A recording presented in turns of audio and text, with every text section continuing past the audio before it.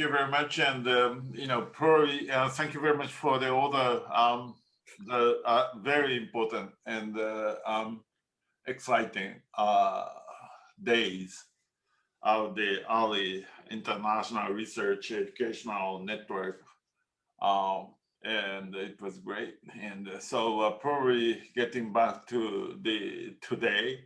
In the future, I'd like to share some of the information regarding the research and education. I think that also result of the previous talks now, what is happening type of a thing in Asia Pacific. Let me share my slides this time.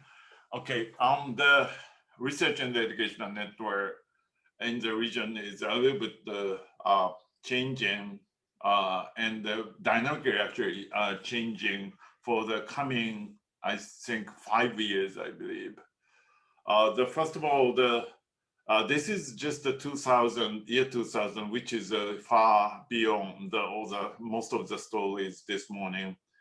And the internet population in Asia was kind of almost equal to the Europe and North American, and so already in the 2000. So thanks for the older, starting with the academics, year 2000 is already the commercial internet and everything. But the issue in Asia Pacific is this is year 2000, right? And then the entire population of 36% of the population was on the internet.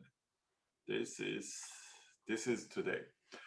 Well, yes, last year, and so this is about the 60% of the population on the internet. And Asia, the size of the balloon is trying to be the kind of actual representing the volume of the population. And so Asia increased, and most of the internet, I should say, is users coming from the region. But the issues, I want you to notice that this is just a 50% of the population yet. So there is a room for increasing population in the region and for the future. So I don't know if the 60% turned out to be 80%, 90%. I don't know when. It might be like a 2030 or something 10 years from now, and probably reaching to that 80% of the entire population, and so as the Asia. And so this is what probably we are facing. Therefore, still we have a lot for the inclusion type of activities, and very much the similar situation like 80s, right? And in the background, so connecting the academics and the schools education in the region for considering about the digital divide, so the promotion of the internet as well. So very much similar things still needed in the region. So that's the point. And also the very much contemporary news from Indiana University. This is October, this 5th of this month. And then this is the news about TransPac 5, 5th generation of a National Science Foundation's international ring. Granted, it's a 5 million USD. So this is not a huge amount of money, but this is for a high-speed network and the services. So we do have 5 more years utilizing the National Science Foundation Fund for the development of the region, and the Indian University obviously targeted on Asia Pacific. Therefore, this is as of today the NSF support on the region thing. So we have a very intensive meetings. well, the research and educational cable owners. So the NSF, Internet 2, Single N, and the National Astronomy Observation Laboratory, CSNET, JGN, Muffin, APAM, QuailNet, the TAIN, NodeNet. So those are the network in the region, and the TAIN especially connecting from Europe. TAIN is the EU funding project, and then connecting the Thailand and all those countries by cable, and then jointly working with Korea, Japan, and their ownership. This is a list of the who owns which part, and then jointly working with TAIN, and of course the US, the NSF, the Internet 2 working together. So this is pretty much global, but concentrated on Asia Pacific. So Asia Connect is a subgroup of TAIN, and so this is an APAN map. APAN is Asia Pacific Advanced Network, I believe, and then so that's also having a regular meeting, and the Keio was kind of a leader of the community, and then we worked in jointly.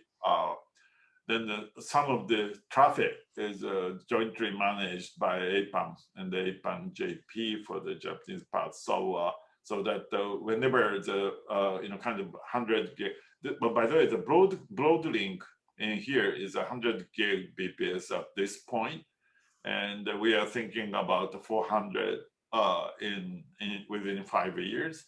But anyway, so these are the thinner cable is a 10 gig, I believe, and then the 100 owned by various sources, colored with this one. So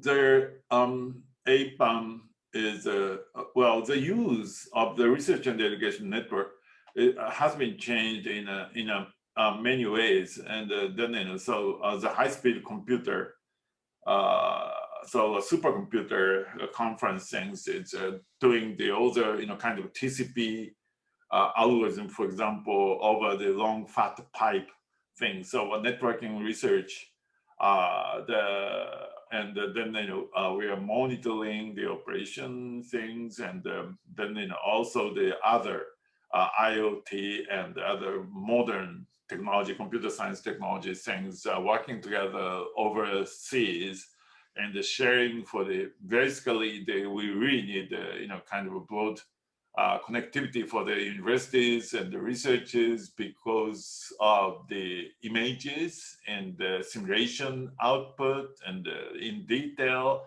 medical applications, and those are the performing art, working with various sources. So that's for universities. And so then it's latency matters, and that kind of thing, interaction, and so those are the networking issues. Medical, especially the medical research overseas, the operations things and other things, and joined by the many nation states, universities, and that is the backbone of the research and educational network today. And from the Transpac thing is actually that money cannot afford the entire cables, that money of National Science Foundation. So we kind of working individually to fundraising and other things, talking with the government, talking with companies. Actually, this cable from the University of Washington to the Transpac actually is a name is National Science Foundation, but it's actually the Pacific Way receiving the donation of 100 gig use from Tata company, the Indian cable company who owns the cable, and then we are working on that. So for the operation. So we don't pay anything, but we are supporting the operation thing. So CSNET is government money, and JGN is HIDE's national research entity. So they have government money, and so as a Singapore money. So that's also the very much Internet to National Science Foundation and ourselves. We are working together. So there is a collection of the group in the region. This is enterprise started with a satellite, but now still using the satellite because it's important for the bidirectional connectivity to the islands and the region, and then the satellite internet still workable and very convenient. And then we have the REM promotion. If this is let's see, 20th anniversary of enterprise network. So representing the other university president, but then there is a statement. We recognize a significant research and education network as an infrastructure for the universities and the research institute in Asia. So we urge all stakeholders to join us to foster research and education networks and their interconnections for knowledge and the wisdom for the future. So this statement was intentionally and repeatedly generating from the group to the place like a G7, G20, and any kind of an international leadership community from the research and education network, because many of those countries stopped funding the research and educational network domestically because the rich development of the commercial internet. So, and this group is still thinking that the research and the educational network in a very broad, high-speed network connectivity is going to be very important for the advanced science and the serious science researches in every single countries. Therefore, we are jointly making a lot of efforts to continue. For example, the enterprise is kind of 2 times a year, and we already have 51 meetings already. So this is a long-term sustainable efforts in the region. So let me talk about the different subjects. So talking about the submarine cable, then it's very much something different is happening. Okay, if you look at all the cable from US and then via Japan, Korea, and go down and to Singapore, and then on the southbound to the Europe, right? So this is the main street, and then these days this ocean is very unstable. So its down ratio is more than 10% in average, which is not very good for any communication requirement, right? So this is Guam. And then the idea is that since this ocean is unstable because of the earthquake and other thing, so the NSF decided to put the strong hub in here to reach the Southeast Asia. So because a lot of new cables coming in for the Guam, and so as the Guam, JGA, Japan, Guam, Australia thing. So then that's going to be kind of giving us an alternative route to this area of the cable. So, and also this cables cut largely cut because of the earthquake in 2011. And therefore, this is another reason why we should have alternative paths to the Pacific. And then in other incident was a Brexit, and then as the many of the Atlantic Ocean also then the, largely concentrating in the UK. Now they are inviting the new cable landing in Marseille and the French shore. So, and another thing is melting of the Arctic Ocean. So Arctic Ocean melted, and therefore the cable was planned from a Canadian company to connect Europe and New York and Alaska onto Japan and China. That was the plan. And also the other side is from the Northern Europe to the Asia. So let me see. So that is the before that, then the Trans-Russian cable have been used for the research and education network as well. So NII is having a 100 gig connection to, this is very much a low latency, but it was controlled largely by Russian companies. And then it's, in that sense, it's not very much stable. So then recently the NodeUNet started to work intensively with their round of the Arctic cable, which is now seems to be going well. The testing ship arriving in Asia about this time. So their plan is from NodeUNet, all the northern part of the cable connecting to US, utilizing, passing the Arctic Ocean. So NodeUNet actually trying to get the fibers by themselves. That's a European way very much. And then working with all the EU research and educational network group, and then owning by themselves the fiber pairs. And then the landing in Alaska and inland to Vancouver and Seattle. I think Vancouver or Seattle. And then the splitting into Japan, but it's more toward not only Japan, but their plan is basically 50% of the cable owner cable fund came from Russia. Therefore, they want to connect the radio stock in here. So from here. So that is a Russian company's requirement. In order to reach them, they would pass the in between the Hokkaido and the Honshu mainland of Japan. And then radio stock is their final destination, but also they are targeting Korea and China.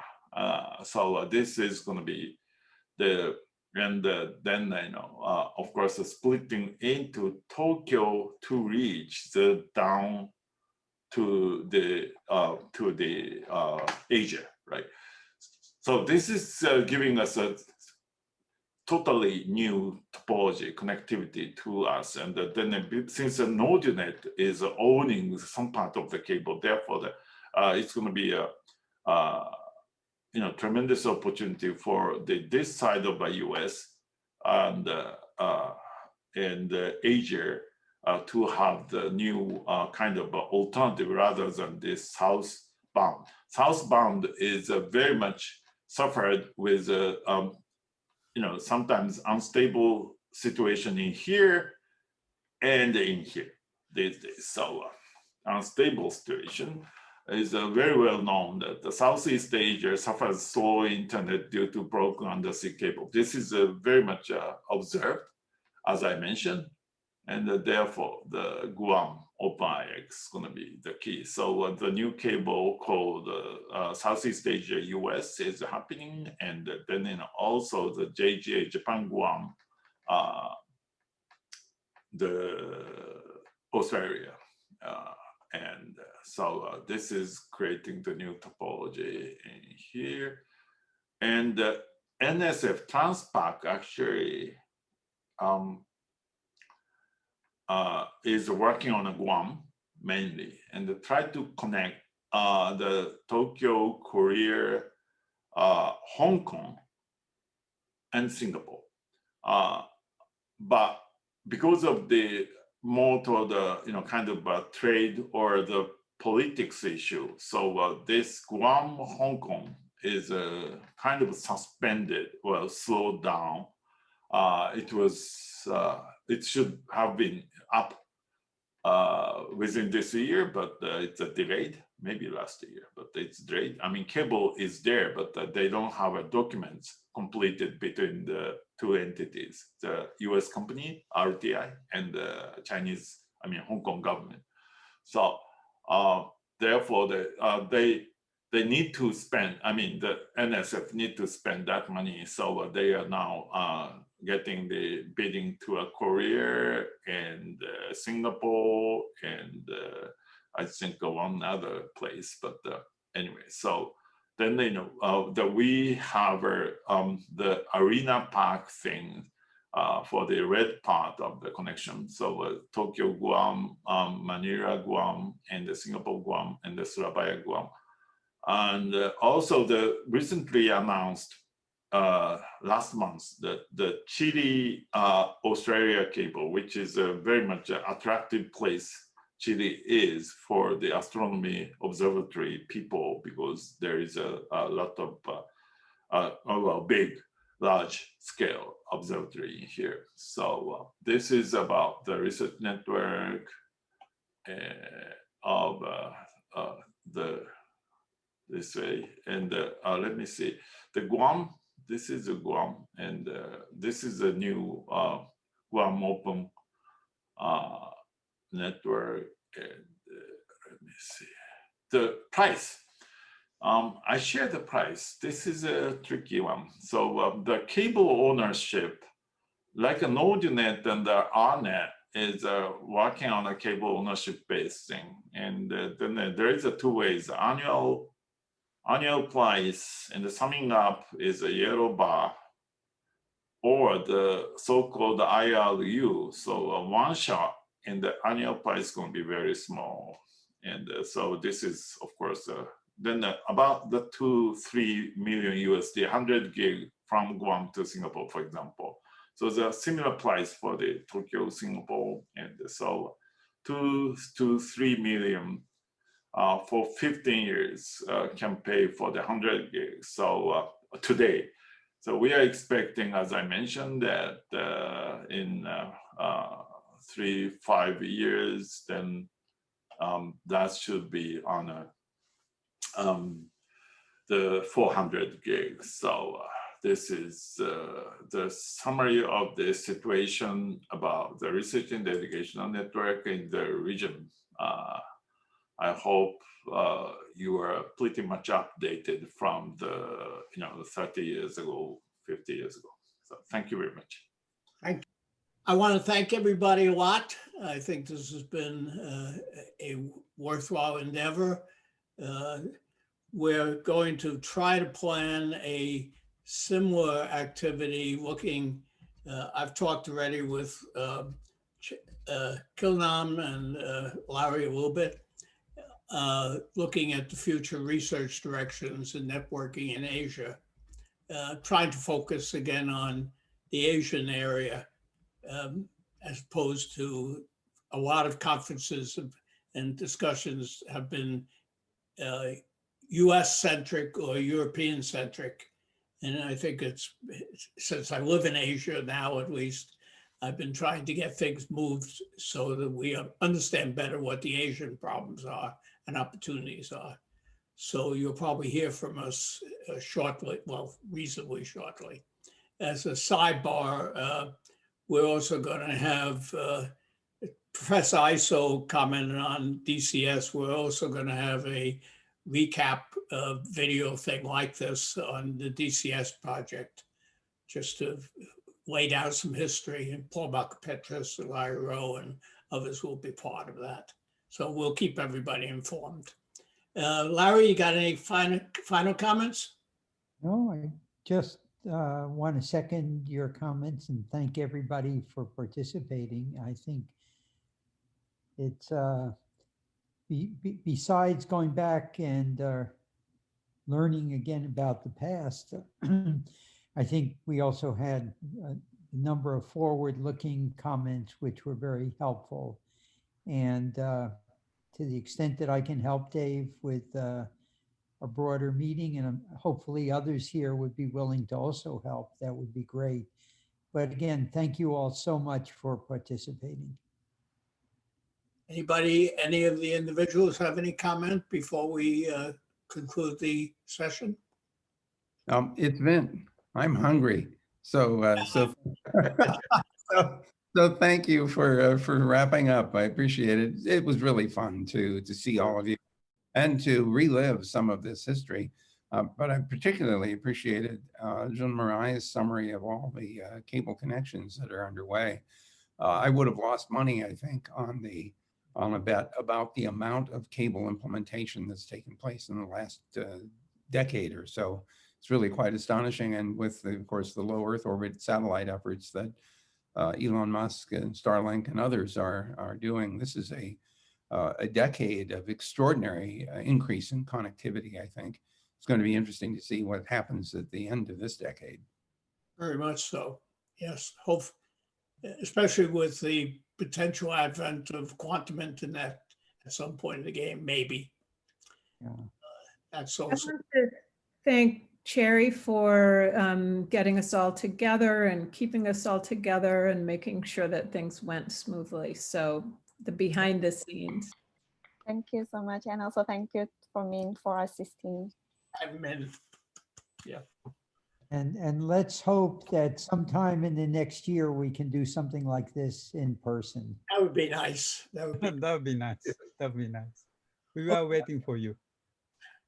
Well, we all are being frustrated, but by having to hibernate, but the other side of that coin, Larry, is that the internet has kept us together in spite of all of the pandemic, and it's pretty astonishing. yeah, my wife's grandfather died in the 1918 flu epidemic, and I just can't imagine what life was like in those days without the internet. Well, they survived, Well, yeah. but this is Okay, again, thank you very much. And we will hang up the conference. And this will be put up on the CCRC website, and we'll get it up on YouTube, and we'll notify everybody when it's up. Okay, thank you very, very much. See you on the net. Bye-bye. Or sayonara. Thank you.